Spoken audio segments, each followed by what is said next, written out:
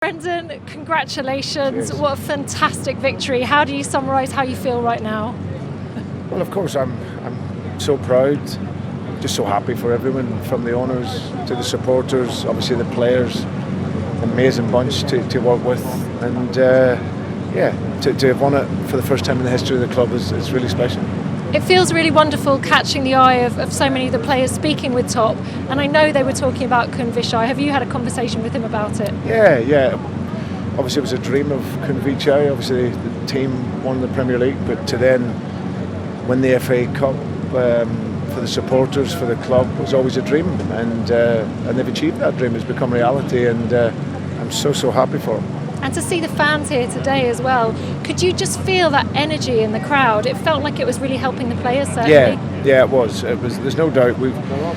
All players, coaches, managers, we've missed the supporters, and a day like today, even though there's only 20-odd thousand, you sensed their importance to us in our performance, and so pleased.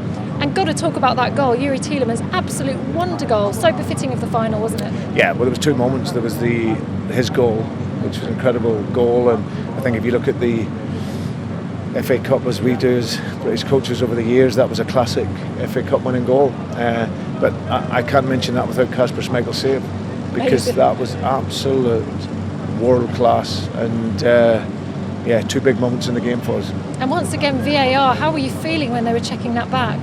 Yeah, VAR has taken a little bit of stick, but it was obviously nice when it was disallowed.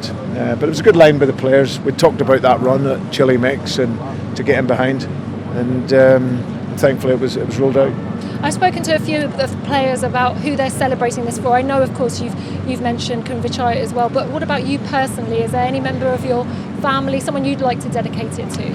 No, just obviously my kids and everyone's here, and I'm more pleased for everyone. The joy that I get out of this life and job and football is seeing everyone else happy, and there's always personal satisfaction in it. This was my 7th final as such, so I was very determined to win it, and but for that you need a collective team, and thankfully we're able to do that.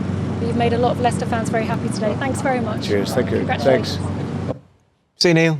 See, that's what I mean. He's always so measured in everything that he says, always keeping a firm head on his shoulders, probably because he has to face Chelsea again in 72 hours.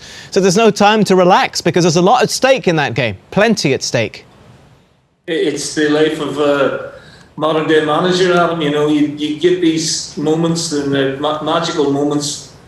For Brendan, this is a real personal milestone. I think it's a real psychological barrier he's broken through to win that first major trophy in England.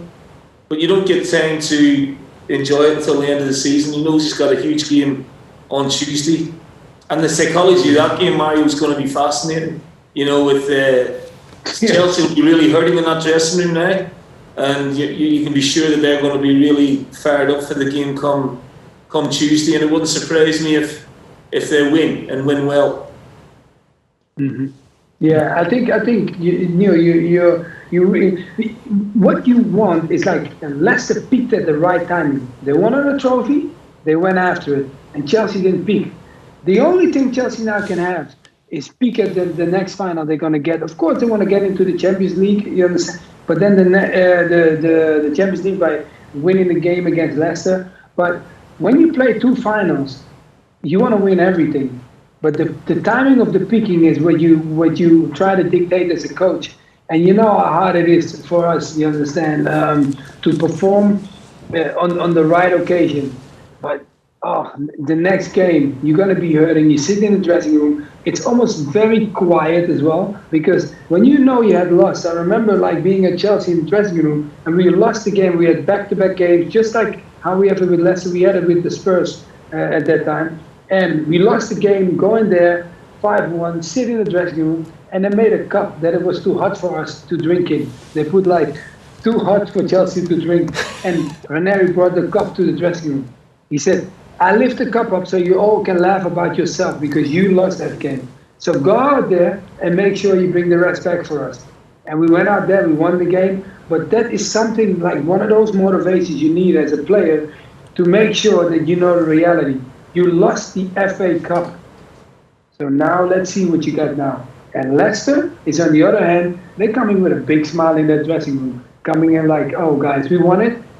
Oh, let's go out there. Yeah, let's win it again, because of course they want to win that game, take the ease off. But guys, be fair, the FA Cup is a bigger glory than anything. Away from they want to qualify for the Champions League.